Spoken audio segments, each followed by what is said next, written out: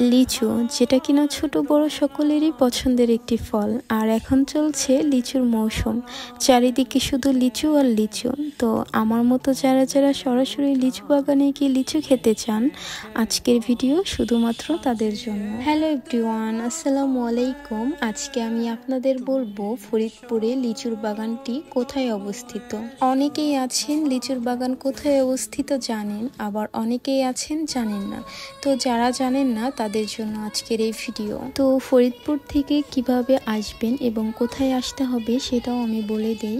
ফরিদপুর থেকে সরাসরি আসতে হবে মধুখালী জাহাপুর নামে একটি গ্রাম পড়বে, ওই গ্রামে আসতে হবে।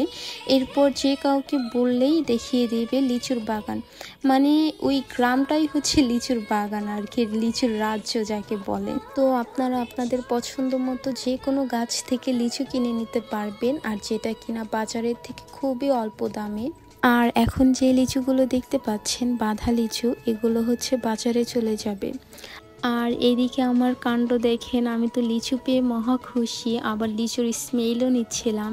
আর সত্যি কথা বলতে লিচুতে অনেক সুন্দর মিষ্টি ঘ্রাণ আসছিল। আর লিচু হচ্ছে আমার ফেভারিট ফল, লিচু আর হচ্ছে আম, এই দুইটা জিনিস আমার খুব খুব পছন্দের। আর এখন আপনারা দেখতে পাবেন আমি পুরোপুরি লিচুর বাগানের মধ্যে চলে যাচ্ছিলাম। যতদূর চোখ যাবে শুধু দেখতে পাবেন লিচু আর লিচু। যদিও লিচুর মৌসুম প্রায় শেষের দিকে, আমরা যেদিন গিয়েছিলাম ওই দিন প্রায় অনেকগুলো গাছ একদম ফাঁকা ছিল, কয়েকটা গাছে হচ্ছে লিচু ছিল।